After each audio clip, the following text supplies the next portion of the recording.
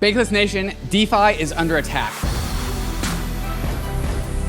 On Monday, the Office of Foreign Asset Control, OFAC, banned Tornado Cash. What does it mean to ban Tornado Cash?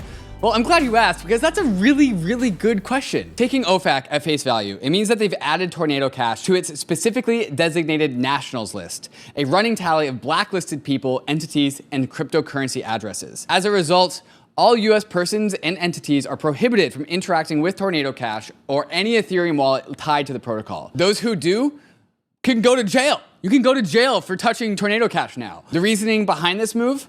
OFAC stated that Tornado Cash has been the go-to mixer for cyber criminals looking to launder the proceeds of crime, as well as helping to enable hackers, including those currently under US sanctions, to launder the proceeds of their cyber crimes by covering up the origin and transfer of this illicit virtual currency, meaning ETH. Since its creation back in 2019, Tornado Cash has reportedly laundered more than $7 billion worth of virtual currencies. Ryan, who's away on vacation, is calling this the opening shot of Big Brother's assault on crypto. Belton on Twitter, who is a fantastic crypto lawyer, said, "While I'm not surprised, this is arguably the most significant legal action that has occurred in crypto and could have absolutely gargantuan ripple effects for everything from dev liability to First Amendment implications of code publication." Jerry Brito of Coin Center said, "Today's action does not seem so much as a sanction against a person or entity with agency.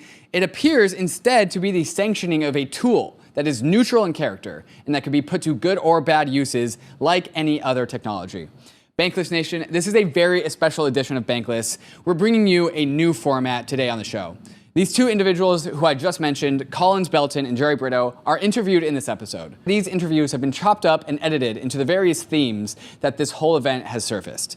Themes like, what does it mean to ban a smart contract? What is the line that is being crossed by OFAC? Why is privacy so important even when it enables actors like North Korea to launder money? Where is the due process? And what effects will this have on DeFi app developers and users like you and me? And of course, what we as an industry need to do about it. You'll hear from Collins and Jerry jump in at a number of different places in the show as we navigate through this very hairy but critically important topic, the topic of user sovereignty, privacy, and decentralized finance. But first, before we begin, a moment to speed run through some of these fantastic sponsors that make this show possible.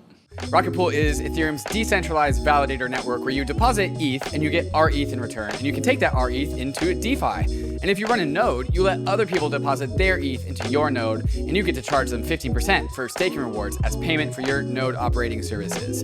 And then you can take that RETH and use the Across bridge to join over $2.3 billion in the ARBITRUM ecosystem. Across, of course, is the fastest, cheapest, and most secure cross-chain bridge and one of the safest ways to bridge your hard-earned assets in the world of crypto. And of course, ARBITRUM is where you want to be. With over 35,000 contracts and 1 million unique addresses, ARBITRUM is leading the way into the age of rollups.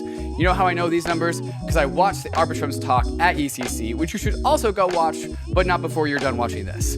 But when you do watch that video, make sure it's on a privacy-first browser, which is why you should be using Brave. It blocks all the browser ads, it's got a native Web3 wallet, and it puts the user first the Web3 way. You know what else puts the user first? Ledger hardware wallets and the Ledger Live ecosystem. I know Ledger is a great product because I have literally 9 of them, and I have 99% of my crypto assets on my Ledger wallets.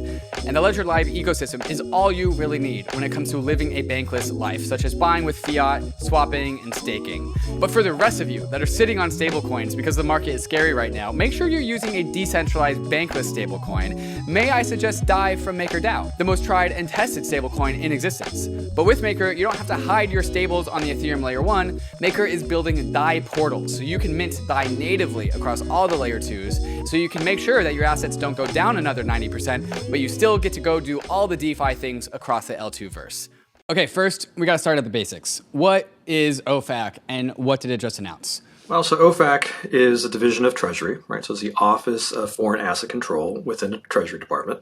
And it's basically charged with overseeing and managing all of the U.S.'s sanctions programs, right? So they're the Office of Treasury that manages that whole process, make sure that people, that the public knows who's sanctioned and make sure that the public is complying with the sanctions. It's part of the Treasury, same organization as the IRS, and so it has to deal with money, and it makes sure that all of the people that are under its control as United States citizens aren't doing things that undermine the power and legitimacy of the United States of America. And so, like I said, the IRS is part of Treasury, but also so is OFAC, and it basically just sets rules that we cannot break that make sure that like there's no such thing as like weapons financing, like drug trafficking, blah, blah, blah, all the bad things. Important note that they are not elected. Just like Treasury, they are not elected people. And so this rule, it's not regulation, it's not a rule, it's just like a thing that is now something that we have to follow. On Monday, OFAC releases a press release titled U.S. Treasury Sanctions Notorious Virtual Currency Mixer Tornado Cash. Notorious, huh? Yeah, notorious for being awesome. Here's the thing, with a good privacy tool, of course criminals are likely to flock to it just as regular human beings are likely to flock to it. The reason why you would do so is because it's effective. You're not going to go to a tool that's known for having a backdoor or hole and want real privacy. Or maybe not awesome, but at least useful for the individual to achieve some level of privacy, albeit also useful for North Korea to launder a ton of money. Their press release reads, today, the United States Department of the Treasury Office of Foreign Assets Control, OFAC, sanctioned virtual currency mixer Tornado Cash, which has been used to launder more than $7 billion worth of virtual currency since its creation. This includes over $455 million stolen by the Lazarus Group, a North Korean state-sponsored hacking group that was sanctioned by the US in 2019 and the largest known virtual currency heist to date. Tornado Cash was subsequently used to launder more than $96 million of malicious cyber actors' funds derived from the June 24th Harmony Bridge heist and at least $8 million from the August 2nd Nomad heist, the one that just happened last week. Their press release continues and says, today's action is being taken pursuant to Executive Order 13694 as amended and follows OFAC's May 6 designation of virtual currency mixer Blender.io, also known as Blender. Interestingly, Blender, I actually went back to look at Blender's sanctions announcement. Blender was another mixer that had a sanctions issue in May. And it's kind of interesting that they actually somewhat took this approach there. They actually just named the website Blender as an entity, but I think a lot of us assumed it was because we knew there was a company there and kind of understood Blender's model. Tornado is a little different in that, they listed, they essentially went to EtherScan, scraped a bunch of addresses, listed a bunch of them, and they actually, interestingly, have not seemingly sanctioned the devs or the company behind Tornado Cash. Secretary of State Brian Nelson says, despite public assurances otherwise, Tornado Cash has repeatedly failed to impose effective controls designed to stop it from laundering money for malicious actors on a regular basis and without basic measures to address its risks. Treasury will continue to aggressively pursue actions against mixers that launder virtual currency for criminals and those who assist them. Okay, so now that we understand OFAC, what is Tornado Cash and how does it work? Tornado Cash is known as a mixer or a tumbler. There's a reason why it's called Tornado Cash. Imagine a bunch of cash circling around in a tornado. You don't really know whose cash is who. Tornado Cash has a bunch of pools. It has a 0.1 ETH pool, it has a 1 ETH pool, a 10 ETH pool, and a 100 ETH pool. And people would come and they would put denominations of whatever these bills are into Tornado Cash, and they would just let them sit in the pool. And then at a later point in time, they would withdraw that same denomination from the pool. The cool thing about Tornado Cash is it uses fancy cryptography magic to give you what's called a note. So when you came and deposited 10 ETH into the Tornado Cash 10 ETH pool, when you did that, you would receive a note that you would download and save to your computer. It's like a plain text file. And when you would come back to Tornado Cash at a later moment in time, you would return that note back to Tornado Cash. And Tornado Cash would know that this person has deposited 10 Ether and they have not yet withdrawn 10 Ether because I have not yet seen this note before. And then you deposit the note and then Tornado Cash gives you 10 Ether back. From the external standpoint, Tornado Cash just looks like a bunch of people are sending 10 ETH in and then a bunch of different people are withdrawing 10 ETH out. And there's no way to really connect who is who. So it was a way to achieve privacy with some of your Ether. You could also use DAI. You could also use USDC, which is an important part of this story. story. Tornado Cash was created by a Russian team, but I believe they actually live in America. And I've seen them at Ethereum Denver. I've seen them at ETHCC. They're a part of the Ethereum community. They're a part of crypto Twitter. They are not criminals. They are known people who just build open source software. Even though that they built Tornado Cash, they are actually not being targeted by OFAC, which is, again, an interesting part of the story, which we'll cover later on. So who are the bad guys using Tornado Cash? According to Chainalysis, $7.6 billion of Ether has been tumbled through Tornado Cash since its inception in August 2019, which really makes this tweet from the Treasury Department hit really hard, because it's implying that every single dollar that flowed through Tornado Cash is illicit money laundering, which is not. I asked Alex Svanovic from Nansen this question, like how much of money going through Tornado Cash is actually illicit? And he said that 35% of funds that has been flowing through Tornado Cash that has been accounted for as some sort of DeFi hack or exploit that has used Tornado Cash for explicitly obfuscating and laundering money. Now that is not also including any sort of petty money laundering and tax evasion that people are probably also using Tornado Cash for. I've used Tornado Cash. I've used it a number of times. Am I a criminal trying to hide all of my money? No, I'm a very public person, and I have davidhoffman.eth, and if all of my crypto money was associated with davidhoffman.eth, there would not be a single transaction on Ethereum that I would be able to do in private. So I've used Tornado Cash to put Ether into different wallets that I go do things. I buy a token, I trade an NFT, and I don't have to worry about crypto Twitter being like, whoa, David's buying whatever. I just don't want that weight on me. I do not want the eyes of the world watching what I get up to in my shenanigans on my off time. Thank you. General financial activity should not be public. You guys should not be able to see what I do. And I've used Tornado Cash to just have a little bit more privacy in my life. Here's a meme from Niraj at Coin Center, which I thought summed this up pretty well. Eric Connor also tweeted about how he's used Tornado Cash to just generate new clean addresses for all of his ETH staking on ETH2. He just wanted a blank slate, so he can do the same thing, buy NFTs, buy tokens, just do general DeFi stuff without having the eyes of the world upon him. Reza tweets out, completely illegal until today, reasons to use Tornado Cash. You get paid in crypto, but you don't want your employer to know all of your financial details. Smart. Also, you pay for a service in ETH, but you don't want this service that you're paying for to see everything that you've ever done on-chain ever. These are all valid use cases for privacy, and now with Tornado Cash gone, we don't have any good ways to do this. If we can't hide our financial transactions from aggrieved parties who have control, then we don't have freedom. A very critical part of this story is that Tornado Cash is not a typical thing to be added to the OFAC SDN list. Previously, all members of the OFAC SDN list have been people or entities, things with like an address or a social security number, what Jerry Brito calls somebody with agency. Let's dive into this part of this conversation with Jerry Brito. SDN stands for Specially Designated National. Basically, it is the list of sanctioned people. In practice, the way it works is that financial institutions, so banks and things like it, certainly check that list. And when you go through your KYC, when you're opening up an account in a financial institution, first thing they're going to do, among the different things they're going to check about you, is are you on the SDN list? And up to this point, the SDN list has been people, and this entity is not a human. This entity is a bunch of smart contracts on Ethereum. Can you talk about the nuances that brings? And is that really why this is such a big deal, is the nature of the entity that is now on this SDN list?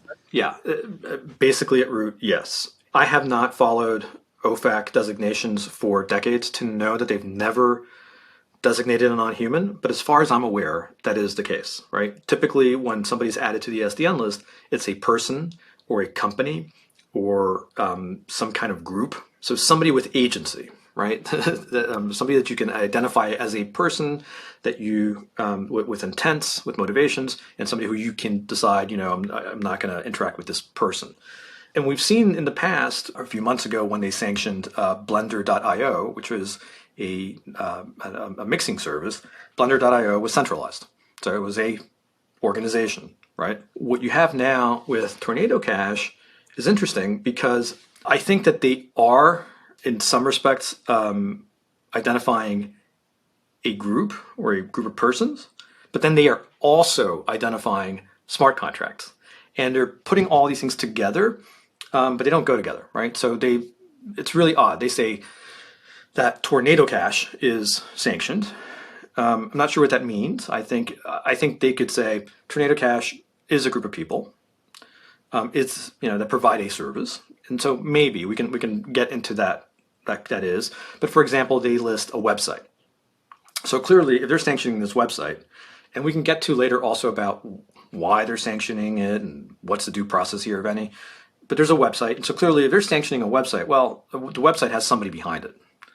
Right? So that makes sense, right? But then in addition to all of this, they're listing a set of smart contract addresses, some of which are not under anybody's control. And so they are associated with the idea of Tornado Cash, but there's nobody there. There's nobody home. It's a robot. And I know this is hard, I think, I think you and the audience listening to this probably understand this exactly what I'm talking about, but I think it's hard to convey to some folks who are used to being able to say, oh, we can sanction or target blender.io. They want to do the same thing to Tornado Cash. And, quite honestly, at least through what's come out so far, ignoring the subtleties and nuances in the difference there. And let's go into those subtleties, because I think what people are really concerned about is, perhaps many people are concerned about, I would like to be able to use Tornado Cash, so please don't ban that. But I think many others are also concerned as the precedent that this brings to the industry. Why is the precedent for this so massive? What are the implications of this? Essentially what is happening here is that without any real due process, without any kind of input, and by complete surprise, what Treasury has done here is that they have banned a particular application on the Ethereum network. And really you can't use it anymore. And if you read statements from Treasury, they will do this again and again. So in essence, they are banning, again, without any due process, without any consideration on the part of the legislature, et cetera, they are banning a class of software. And it's a class of software that, sure, I mean, let's not forget, it does have illicit uses, but so do cars, so does cash, so do banks, so do so many other things. It's because it's being done without any due process that it's really problematic. Because what's the next thing they're going to say is sanctioned? A smart contract is a robot, not a person. It is software that resides on the Ethereum blockchain. If a contract is credibly decentralized, then the original offers of that contract could be hit with a bus, and that service would continue to work. Today's action by OFAC does not really go after any person or entity with agency. Instead, it seems to be sanctioning a tool that is neutral in character. The ripple effects of this OFAC ruling have already been felt. Circle, the issuer of USDC, has immediately frozen the $75,000 of USDC that's sitting inside of Tornado Cash. Anyone who's deposited this USDC into Tornado Cash with the hopes of withdrawing it later to a clean address has now had their USDC frozen. So why did Circle do this? Why did they freeze the USDC inside of Tornado Cash? Because they have to. They are a regulated U.S. entity, and violating OFAC is a BFD. Circle is huge supporters of DeFi and this entire industry, and they are a big advocate for crypto on Capitol Hill. But you gotta pick your battles, and going up against OFAC over $75,000 is not the right battle to pick. This is ultimately how the technology sector becomes an extension of the state. USDC could either comply with the government or shut down its business. It's a pretty obvious trade. This OFAC effect has also spread to Infura and Alchemy, two node service providers that help you process your transactions from MetaMask or most other wallets. They've stopped relaying transactions to Tornado Cash because, again, they have to now. Some people say that centralized endpoint providers like Infura or Alchemy make DeFi not decentralized, but this simply highlights the importance of running your own node. If you want to use Tornado Cash, you'll need to run your own node now, or you'll have to find an RPC provider who's outside the United States. But if you are a US citizen and you're inside the United States, it doesn't matter because you can't touch Tornado Cash either way because it's illegal to do that now. And this is all par for the course. These are all relatively expected outcomes from this OFAC decision. But here's one that's a little bit more unexpected. Banteg recently tweeted out that the GitHub accounts of people who contributed to Tornado Cash repositories are getting their GitHub accounts deleted. People, developers that published open source code are getting deplatformed from GitHub. Roman Semenov, one of the lead devs of Tornado Cash, tweeted, "My GitHub account is just suspended. Is writing open source code illegal now?" Let's jump into my conversations with Collins and Jerry about the same subject, because this is not the first time that open source developers and cryptographers have gone toe-to-toe with the US government. Can you place this into just the historical precedent of like legal arguments about open source software versus top-down government regulation trying to silence open source software? Like, how does this fit? How is this the same fight that we've always been fighting? And how is this specific instance different than previous fights?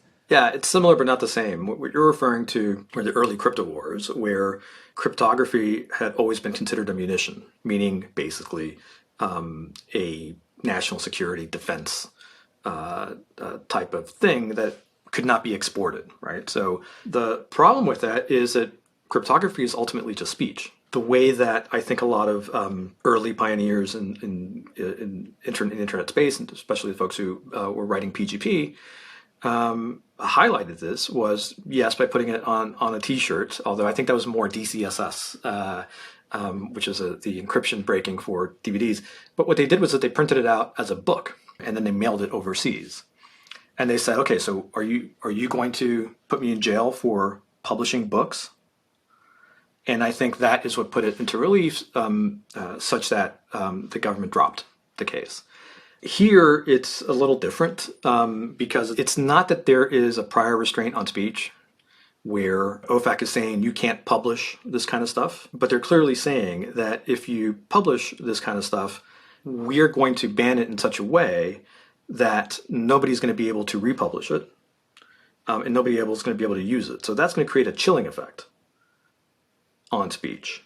And the Supreme Court has found that even if you have a government action that creates a chilling effect that essentially prevents people from speaking, that could be considered a violation of the First Amendment. Okay, let's zoom back out and unpack some of the differences about having a centralized entity or person on the OFAC SDN list versus something like Tornado Cash. Eric Voorhees said it well. The headline reads that Treasury sanctions Tornado Cash. In reality, Tornado Cash is not a person nor a business entity. It's an open source software tool. It cannot be sanctioned. It does not respond to subpoena or legal request. It is privacy-seeking Americans who have been sanctioned. A frequent take from Bitcoiners that I love is that there's no such thing as actually banning Bitcoin. There's only countries banning their citizens from accessing Bitcoin. Tornado Cash wasn't banned today. Seeking privacy was. But the idiosyncrasies continue. Kobe, facetious as always, tweets out, "What happens if I put 1 ETH into Tornado Cash and I withdraw it to Gainsey's address? Does he go to jail? Sounds like a pretty good deal for me. Low cost and no more Gainsey." Gainsey is a famous crypto trader. I'm not sure if Kobe and Gainsey actually have beef. Kobe might just be playing around, but the point stands.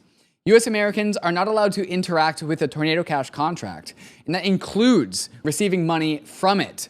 Right before this interview, I discovered that someone was putting in many deposits of 0.1 ETH into Tornado Cash, then withdrawing them to some big name addresses. Jimmy Fallon got a deposit, making him in violation of OFAC. Shaquille O'Neal got one, boom, violation. Brian Armstrong from Coinbase got one, boom, violation. Dave Chappelle, violation. But then I noticed that Bankless.eth also got sent 0.1 ETH from Tornado Cash, and so did I, and so did Ryan. Making us all criminals, I guess? There's no real way to stop this. Well, this is kind of funny, and it does make a farce of the OFAC decision. It highlights what's really going on here. There's an unstoppable piece of software that's running on the internet, and it is adjacent to so many of us who use DeFi for our financial activity. Parts of this story are just simple controversy. DeFi people want privacy, and OFAC wants to stop money laundering. These two parties are going to collide in their interests.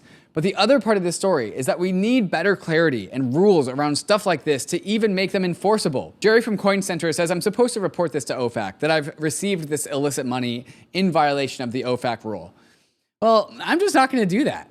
Hopefully I don't go over to jail over that, but if I do, I hope they let me take my studio with me. Another important part of the story is the phrase that both Jerry and Collins use in their interviews, chilling effect. The way that Jerry and Collins use this phrase made me think it's more than just a descriptive phrase. In context of regulation, chilling effect is the concept of deterring free speech and association rights protected by the First Amendment as a result of government laws or actions that appear to target expression.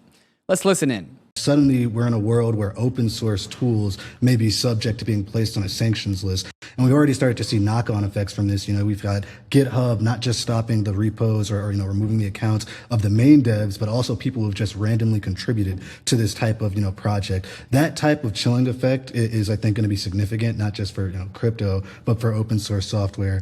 Matthew Green, who we've recently had on the show, said, using sanction power to take code off public source code distribution sites feels like a pretty blatant attack on the First Amendment. He's talking, of course, about the deplatforming of the Tornado Cash developers from GitHub. He continues, it's also a pretty stupid attack. It's literally a decentralized version control system. 30 years of hard legal work to establish First Amendment protections around software distribution blown up in a day by GitHub and Microsoft. What we should all be worried about is how scared this may make our open source software devs. We need these developers to feel empowered and comfortable in writing open source financial tools. Open source financial tools are the reason why we are all here. If this chilling effect goes too far, it can slow down innovation and progress of this industry in a moment when this industry and the world needs it the most. Standing up for Tornado Cash isn't about protecting this random DeFi app that you may or may not have used. Tornado Cash is a fantastic example of a good product that people use. Tornado Cash enables privacy for everyone that use it. But this goes to the heart of the issue. Do we as a country prioritize global political desires of the United States nation over the wants and desires of its citizens and individuals? I don't think we do. This country has always stood upon individual freedom and autonomy. And this new sanction from OFAC is putting the state over the people, which is inherently anti-American. Well, what about the privacy of people who want to use crypto and want to do so protecting their privacy? I don't know what they would say to that. I think something they might say to that is, look, you can use Venmo. You don't have to use crypto. But of course, that is, incredibly anti-innovation, really un-American, I would say, an un-American perspective. Some last few takeaways to discuss. Eric Connor tweets, I think today is a good reminder that we must always prioritize decentralization. Deployed contracts can never be stopped because Ethereum is sufficiently decentralized, but things like centralized stablecoins and traditional domains can be. We need full stack decentralization. So decentralization isn't just this meme that people won't shut up about. It's a constant check on power that needs to be present, even when no one is attacking it in that moment. 99 days out of 100, you won't need decentralization. But you do need decentralization 100 days out of 100 days, because that's what keeps the doors closed towards people who wish to shut these systems down. So, Bankless Nation, we've reached the part of the frontier where they fight us. This is nation-state authority versus individual autonomy. We've often said this on the show, that crypto isn't about left versus right. It's about top versus bottom, the state versus the individual. The nation-staters will argue that we need this rule to protect the public good. North Korea can use Tornado Cash to finance productions of nuclear missiles, which is an unfortunate thing to have to argue against. But I'll ask you, is it really going to be Tornado Cash that is the thing that enables North Korea to access nuclear weapons? Is there nothing in the meat space world that can be more effective force against North Korea? And yes, people also use Tornado Cash for laundering money and evading taxes too. It's obvious why the nation state doesn't like this technology. But we'll go back to the basic principles that both crypto and the United States of America stand on. Individual freedom and autonomy should be preserved to the maximal degree. And when it comes to a conflict between the state and the individual should get the priority. Like, that's the quintessential use of speech. Like, if there's going to be a concept of like code is speech in America, that's it right there. Like, hey, people, I've got a good idea. This thing is really cool. You guys should try it out.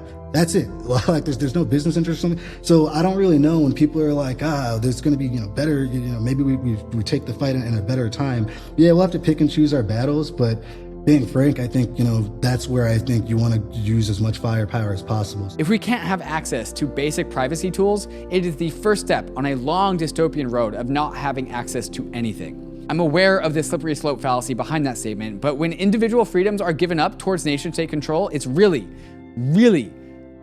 hard to get it back. I want to thank Collins and Jerry for helping me tell this story, and I also want to thank Luke, my editor and second brain at Bankless, for testing this show format in production with me, and I also want to thank you, Bankless Nation, for being on the journey with us. As always, ETH is risky, crypto is risky, DeFi is risky, Tornado Cash is now legal. You can lose what you put in because Circle might freeze it, but we are headed west. We're on the frontier. It's not for everyone, but we are glad you are with us on the Bankless journey. Thanks a lot.